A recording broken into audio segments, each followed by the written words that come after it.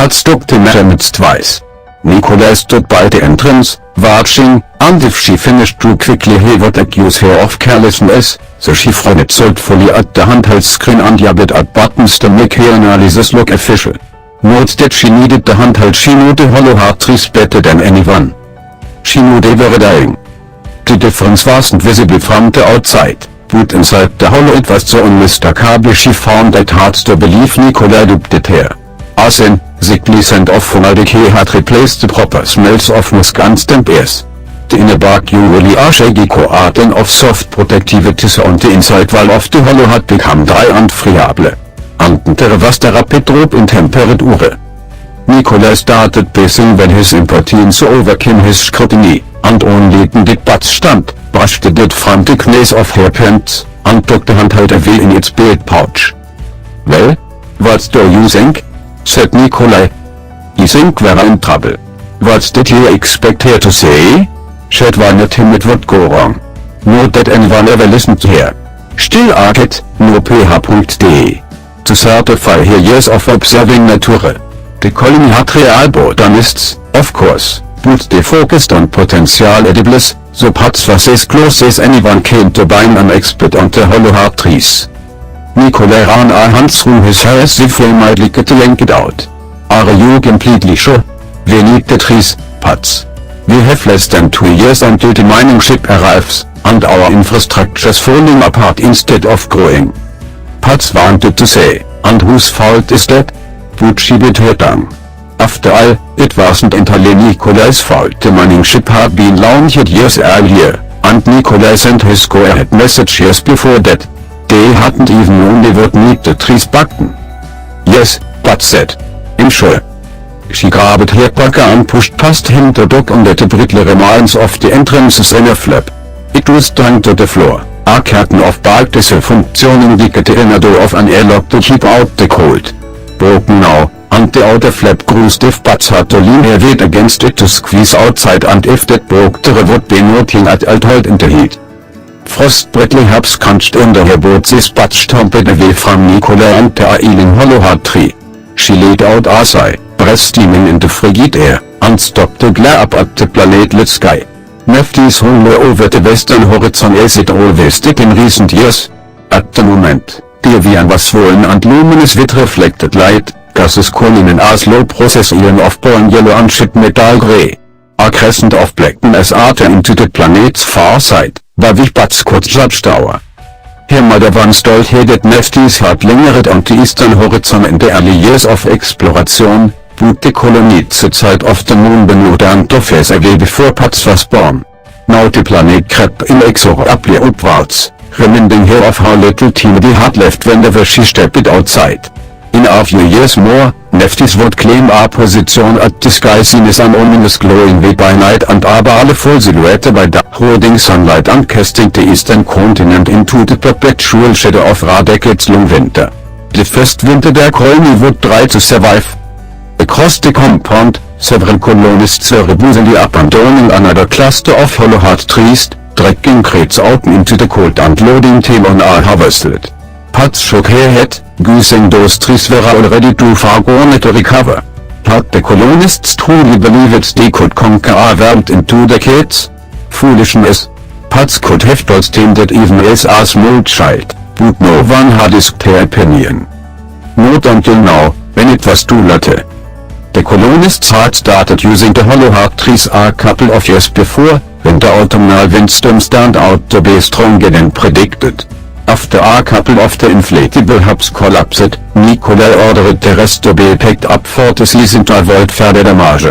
The colony ships alone made for cramped living conditions, so people started converting hollow hearts into storage space and even living quarters. But the trees were not merely a temporary convenience, they were a safety net in the face of uncertainty. As the storms worsened, everyone began to worry about what would happen if the colony ship's climate control over supply became damaged. No one really had the thought of fending off hypothermia and frostbite, and even the the engineers struggled to restore the heat. The hollow heart trees would survive the storms, though they had evolved to survive the long, harsh winter, and in an emergency they could provide a measure of protection from the elements. without the hollow heart treist, and the small systems glitch could spiral into disaster. And when winter lasted for years on end, there was bound to be a glitch sooner or later. The cold was starting to make Bats shiver, so she stomped off to the science ship and went by her beat down to Central Halt her mother's laboratory. She opened the headstuff in Yevgeny Spralet in one of the comforters her mother kept arranged in a semicircle by the light board. Yevgeny was Nikolai's son, and at 15, he was the next oldest child after Pats. How'd it go? Pats shrugged and flopped down into the chair beside him. He told Nikolai what he didn't want to hear. "I bet Papa's read with you," he said, grinning. "Don't get too excited," Pats said surly. Nikolai's got enough pissed offness for everyone to get an amply helping. Yevgeny stretched his long legs out and crossed him at the ankles. They shared the tall and lanky anatomy that came from growing up in the nose gravity.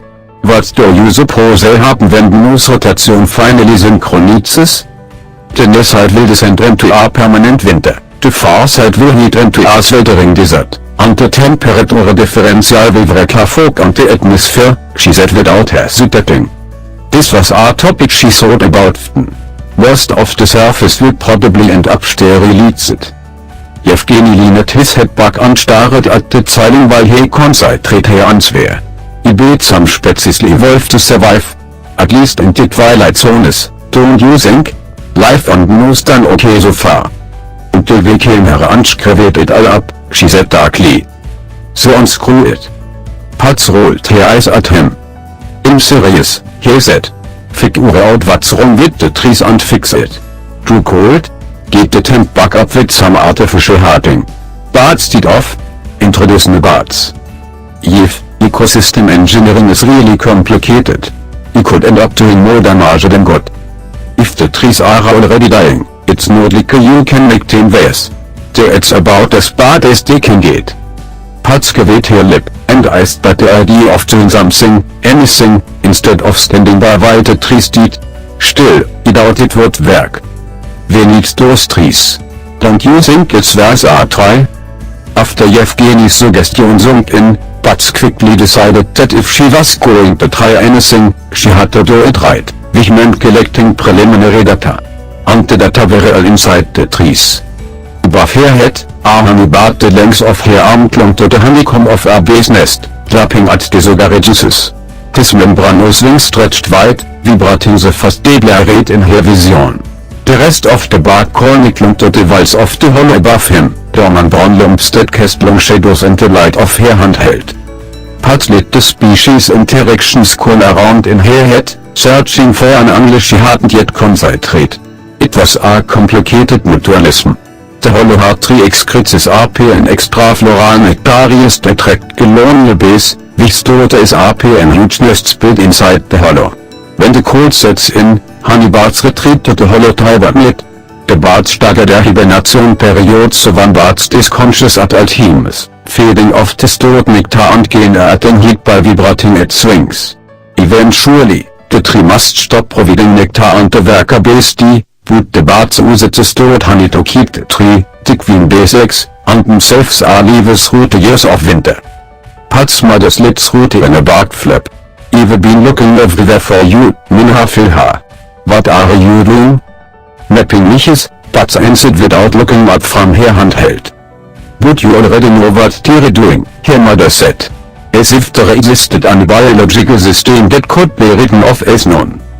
Pats shook her head. "He needs to know how many, in what proportions. He needs to look for variables we might have missed before. There is plenty of work left to do." She tapped the stylus against her lips. "What if the birds are more temperature sensitive than we thought? They are quite well adapted to cold, Minha Filha," she said with a note of exasperation. "Not cold sensitive, heat sensitive. What if our body heat raises the temperature inside the trees too much? When the birds start hibernating, their immune response drops off, which is okay because the cold works as a natural pathogen suppressant. But a sudden increase in temperature might lead pathogens pre-life rate before the bird's immune system can recover." "I think it's wonderful that you're so interested in the local biology," said her mother, "but you should put your team as load at the gym." Pats pressed her eyes closed. Mama, I am so not arguing about this right now. Not hurry. Her mother stood by the door flap for a minute, angry and silent. Fine. But we will talk about this. She left an hour half, and Pat sighed. She had no time to worry about her mother. She had so little time at all. The hollow heart trees were dying, and it might already be too late to save time. All the adults were doing important work, so Pat recruited Yevgeny to help her transfer a few test subjects from a healthy treat on a healing one. Pat spotted the bats with a weak aerosol tranquilizer to keep them from getting overstimulated and waking up all at the same time. She and Yevgeny carefully lowered 5 of them into a long, insulated box for transport.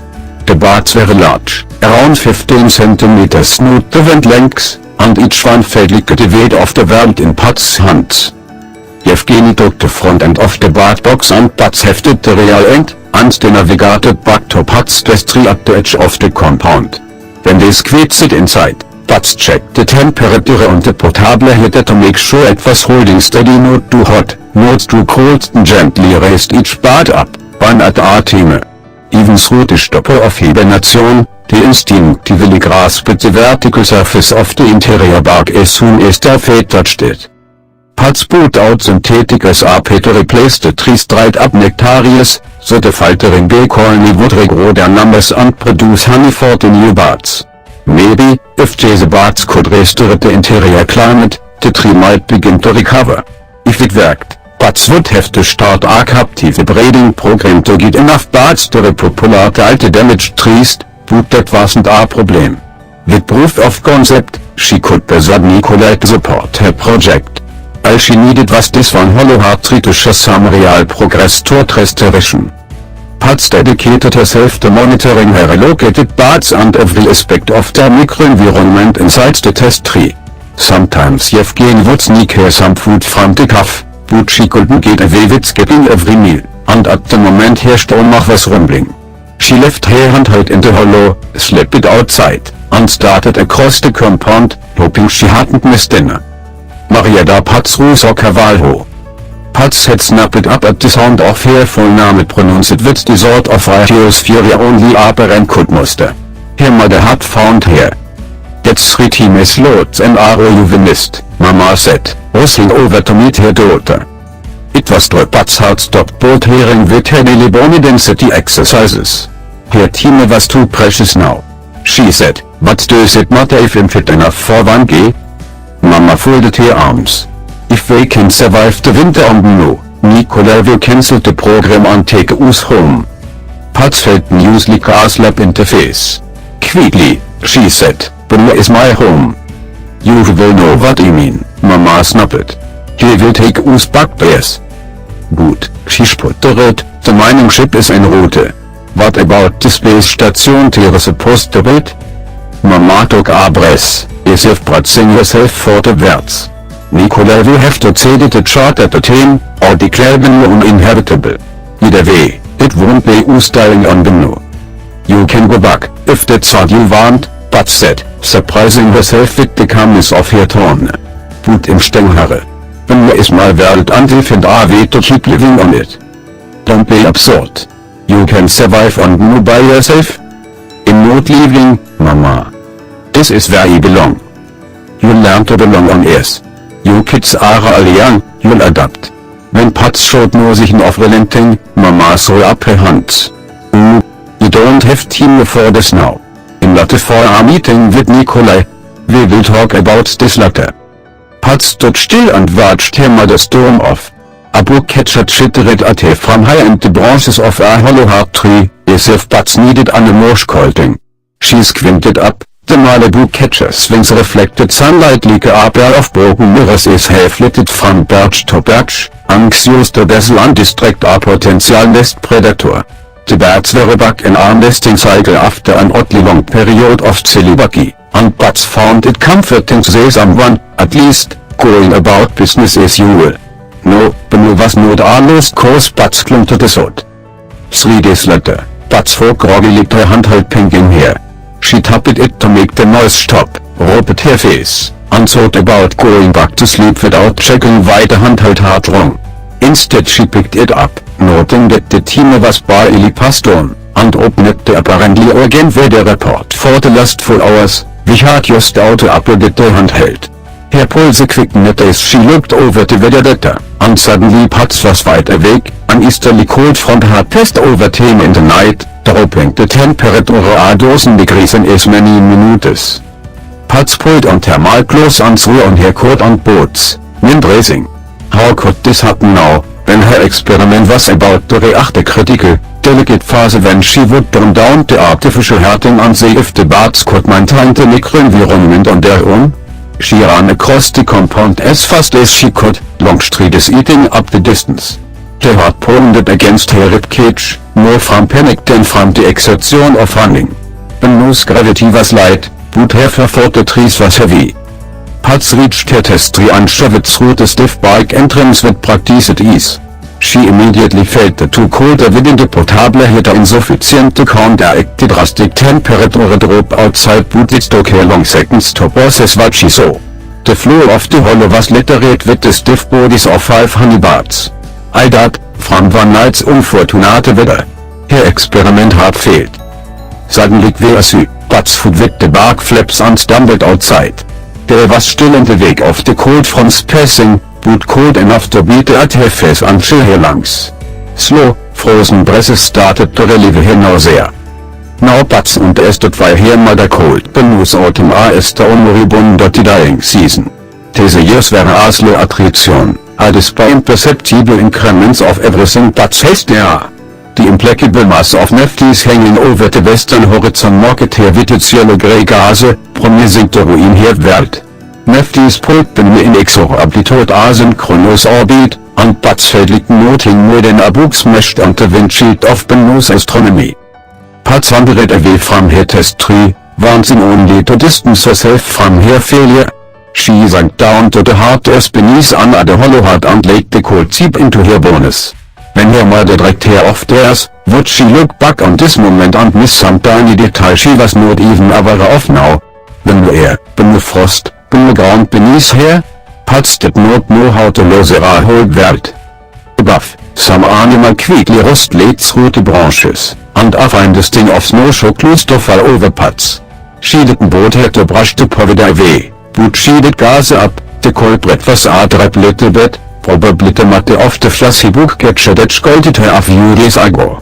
The nest must be close by. Pats mustered enough curiosity to put her standing up for a better look. After all, this might be her last book catcher, her last Bennu bird. The female had constructed her nest close to the trunk, deep within the labyrinth of branches, so large predators would find it no easy task to get close. Something seemed wrong about the nest, though. Pats squinted, and took her binoculars out of her pocket. The skill was often less and the hardlings inside were much too large to belong to the book catchers. Could they be nest parasites? She took out her handheld to look up hardling plumage patterns, increased the magnification on her binocs and checked again. No, the hardlings were a perfect match to the book catcher pattern on her handheld. It didn't make any sense. Why did the book catchers skip a few breeding cycles, and invest all that saved up energy in a single clutch of monster-sized young? What fitness advantage could that possibly serve? As she stood under the tree, just standing numb inside her boots, the cliffs slowly slipped into place in Pats' mindestens diese hardlings were a different phenotype of book catcher one not seen and no since before the colonists arrived. A phenotype adapted for a long, cold migration. Pats realized she was thinking about the winter problem all wrong, trying to force an ecological model to fit with the colony's way of life instead of the other way around. What they needed to do was adapt their way of life to mimic the Bennuan ecology. Pats ran back through the compound to the ship where she shared a cramped residence with her mother, but the quarters were empty. Checking her handheld, she realized she must have been outside longer than she thought breakfast was almost over. She pelted down the corridor towards the cave and nearly crashed into her mother in the hatchway. "Mama," she said, "Ivy got it." "Good what, Minha filha?" her mother said, gently maneuvering her out of the hatchway so other people could exit the cave. The answer. The solution. So you know how a lot of species migrate constantly, Following the climate zone eastward around the globe has been whose orientation to left-east changes, right? But the book catches migrate a different view one jump, across westwards through winter into early spring. The establish a new territory and have team for dozens of nesting cycles to build up their numbers before the next migration. Pats. Her mother cast her an excess at that look. That is interesting, but you have things you need to do. Don't you see? We could survive like they do. Establish colonies on both continents, and when winter arrives, close everything up and move around to spring. Mama stopped forgetting and went still, finally focusing her full attention on Pats. We came here to establish our permanent settlement, not flit around like birds forever, she said, but there was doubt in her tone. And the West Continent hasn't been charted yet. It would not be easy. Mama, we have to stop thinking like as life. The new life has already solved this problem. Mama nodded thoughtfully. Okay, she said, and turned to leave. Wait, what? What do you mean okay? Where are you going? Mama stopped and looked over her shoulder. You have to unpack the topographic image. They need it for finding our new settlement site. Oh, Pat said. Oh. She stood frozen for a moment, and ran to catch up. It's heavy, I'll help you. Her mother took her hand. Lean her for her, you think you already have.